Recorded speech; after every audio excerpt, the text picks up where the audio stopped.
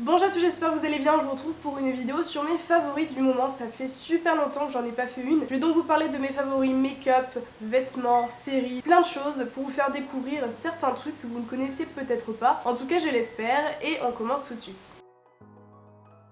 Si vous me suivez sur Instagram, vous avez déjà dû voir ce gloss passer puisque je l'ai montré dans ma story. C'est donc un gloss de la marque NYX et je trouve vraiment super joli. C'est la première fois que je teste des rouges à lèvres de cette marque là, donc c'est les NYX Lingerie. J'en ai acheté deux autres et lui c'est vraiment mon favori du moment, je le trouve vraiment trop beau. Et en plus, il tient assez longtemps mais en même temps il s'estompe un petit peu au fur et à mesure de la journée, ce qui est normal. Mais il laisse quand même un petit peu de couleur sur les lèvres et ça reste très naturel. Au niveau des vernis, j'ai acheté celui-ci, ça faisait super longtemps, peut-être 1 an et demi que j'avais pas acheté de vernis. Donc ça c'est un Kiko, je le trouve très joli. Pourtant c'est pas le type de couleur que j'ai l'habitude de porter. C'est vrai que ce type de vernis là un peu métallisé, un peu vert, c'est pas forcément une couleur que j'apprécie habituellement. Mais je le trouvais très sympa et une fois appliqué sur les ongles, donc là je l'ai fait en accent nail, une fois appliqué je le trouve vraiment super joli. Il tient vraiment très bien. Au mois de juin, donc ça remonte à il y a très longtemps, la marque The Ordinary avait vu ma vidéo où j'avais utilisé certains de leurs produits et m'ont proposé de recevoir ce masque là. Donc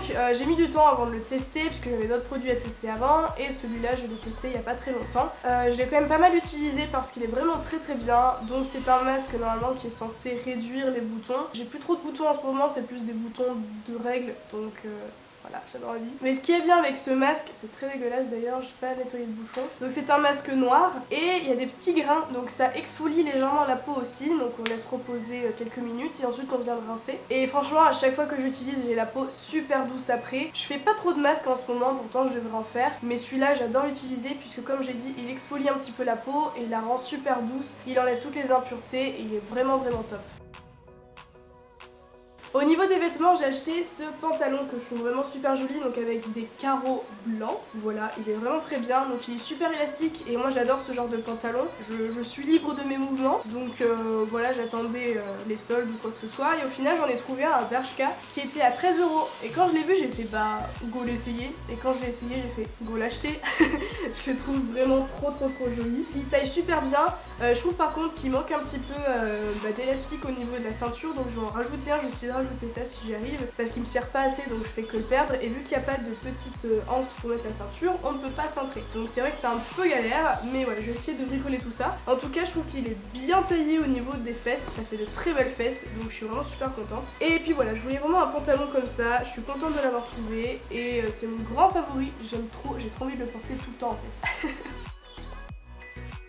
On passe maintenant à la catégorie série et c'est vrai que j'en ai découvert pas mal ces derniers temps. Alors, première série que j'ai terminée, c'est The Good Place. Donc c'est une jeune femme qui s'appelle Eleanor qui est morte et qui est envoyée au bon endroit, donc au paradis. Elle est accueillie par Michael qui dirige cet endroit. En fait, c'est l'architecte de ce quartier et il lui dit qu'en fait elle est ici grâce à ses bonnes actions qu'elle a fait durant sa vie. Elle rencontre son âme sœur qui s'appelle Chidi et en fait elle se rend compte qu'ils se sont trompés de personne, qu'ils se sont trompés d'Eleanor puisque elle pendant sa vie ça a été une grosse et en fait ils vont essayer de cacher tout ça à Michael pour pas qu'elle soit envoyée au mauvais endroit où là c'est l'enfer et c'est horrible tout simplement. Et pour rester, Chidi va l'aider à devenir une meilleure personne et donc on va la suivre dans tout son parcours. Franchement c'est une série qui se regarde très facilement, elle est super drôle. Voilà, c'est une série que j'ai beaucoup aimée et qui m'a vraiment fait décompresser un petit peu. Voilà, on se pose devant la série, ça dure pas très longtemps les épisodes, c'est vraiment cool.